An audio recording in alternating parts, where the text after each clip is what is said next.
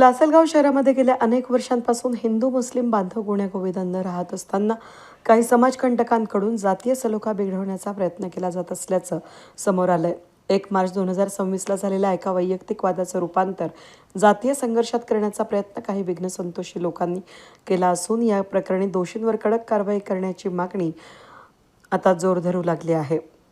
नेमकी घटना काय घडली आहे ते मिळालेल्या माहितीनुसार 1 मार्चला 2 व्यक्तींमध्ये वैयक्तिक कारणावरून वाद झाला होता. मात्र या वादाची चुकीची माहिती सोशल मीडियाच्या माध्यमातून पसरवण्यात आली.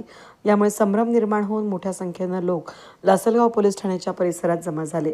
या गर्दीचा फायदा घेत काही समाजकंटकांनी मुस्लिम समाजाच्या भावना दुखावतील अशा अत्यंत प्रक्षोभक आणि आक्षेपार्ह घोषणा दिल्या. विशेष म्हणजे सध्या पवित्र रमजान महिना सुरू असताना अशा प्रकारची घोषणाबाजी केल्यानं समाजात तीव्र संताप व्यक्त होत आहे. एकतेची परंपरा धोक्यात आणण्याचा प्रयत्न. लासलगाव शहर हे नेहमीच हिंदू मुस्लिम एकतेचं प्रतीक राहिले.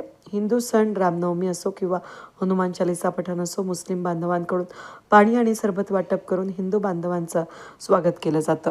मुस्लिम सण हजरत मोहम्मद पैगंबर जयंतीच्या मिरवणुकीत हिंदू बांधव मोठ्या उत्साहानं सहभागी होऊन पाणी वाटप आणि शुभेच्छा देऊन एकोप्याचा संदेश देतात.